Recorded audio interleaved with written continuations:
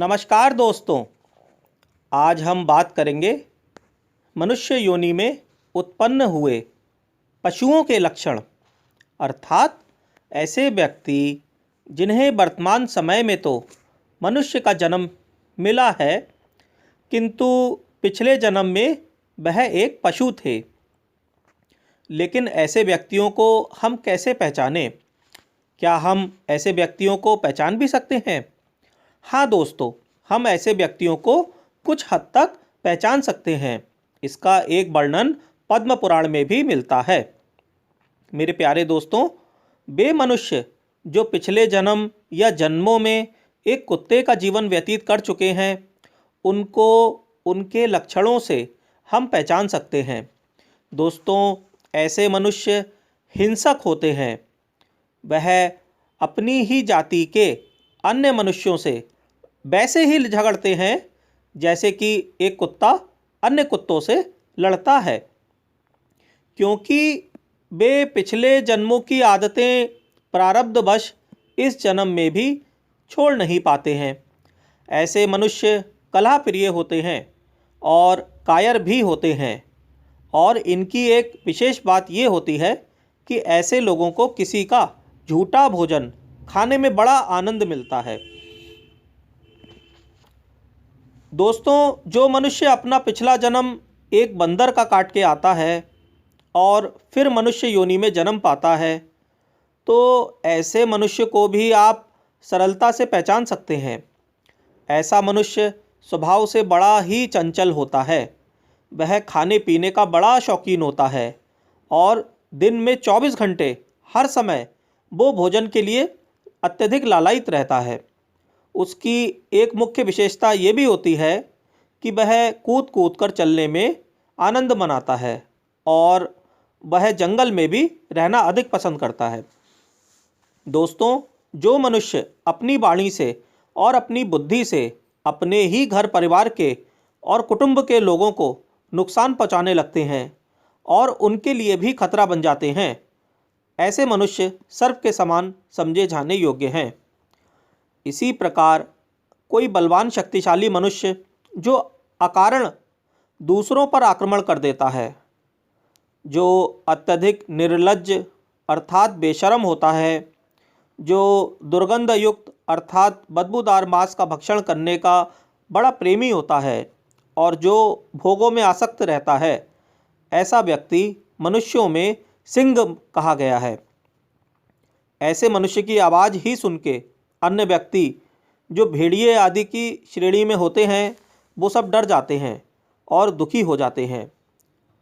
वे व्यक्ति जिनकी दृष्टि दूर तक नहीं जाती, ऐसे लोगों को पद्म पुराण के अनुसार हाथी माना जाता है। दोस्तों, अब आप में से कुछ लोग कहेंगे कि ये क्या बकवास है, हम तो नहीं मानते।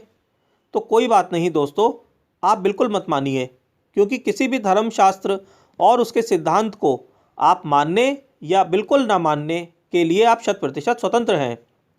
दरअसल दोस्तों, भौतिकता और आध्यात्मिकता एक दूसरे के विलोम शब्द हैं और हम सब लोग इस भौतिक जगत में जी रहे हैं। हमारी दृष्टि भी भौतिक है और हम भौतिक विज्ञान के सिद्धांतों को आध्यात्मिक जगत में अप्लाई करके जानने की कोशिश करते हैं। लेकिन मेरे प्यारे दोस्तों, आप सबको ये बात समझना पड़ेगी कि आध्यात्मिक विज्ञान एक सूक्ष्म जगत का विज्ञान है। आत्मा ही विज्ञान के परमाणुओं और अणुओं से भी अत्यधिक सूक्ष्म है।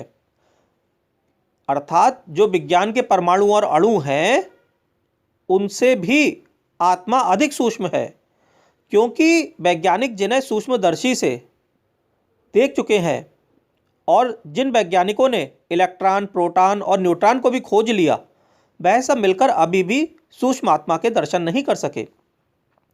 तो हो सकता है कि आप में से कुछ लोगों को ये सब बातें बकवास लगती हों। आप में से हो सकता है कुछ लोग ईश्वर को भी नहीं मानते हों, पुनर्जन्म को भी नहीं मानते हों। तो ऐसे लोग 100% कुछ भी मानने या ना मानने के लिए स्वतंत्र हैं और होना भी चाहिए। लेकिन दोस्तों, अब तो विज्ञान भी पुनर्जन्म का और आत्मा का होना स्वीकार करने लगा है। इस सब के प्रमाण भी मैं आपको अपने आने वाले वीडियोज़ में दूंगा। दरअसल दोस्तों, सनातन हिंदू धर्म में 84 लाख योनियाँ मानी जाती हैं। विज्ञान ने भी इनमें से काफ़ी कुछ योनियाँ खोज निकाली हैं, लेकिन ये वीडियो इस विषय पर बनाया गया है कि जो मनुष्य पिछले जन्म में पशु थे, तो क्या उनको हम किसी भी प्रकार से पहचान सकते हैं? इसका कुछ विवरण पद्म पुराण में मिलता है, वह मैंने आप सबके समक्ष रखा।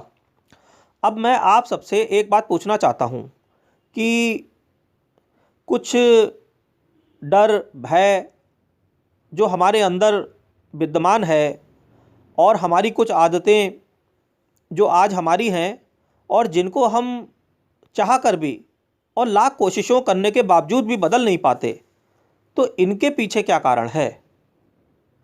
दोस्तों, इनके पीछे कारण हमारे पिछले जन्म भी हो सकते हैं और यही बात मनोचिकित्सक भी कुछ कुछ समझते हैं। बल्कि कुछ मनोचिकित्सक तो मरीज को हिप्नोटाइज अर्थात सम्मोहित करके उसे उसके पिछले जन्मों में ले जाते हैं और उसी से उसके भय का कारण पूछकर उसे उन भयों से या गलत आदतों से बाहर निकालने में मदद करते हैं। तो दोस्तों, बकवास कुछ भी नहीं है, हर चीज़ सत्य है। बस कमी हमारे अंदर होती है, उस कमी को तलाश के जो हमें उसे दूर करने पर कार्य करना चाहिए। यही आज के वीडियो का बनाने का उद्देश्य है। धन्यवाद।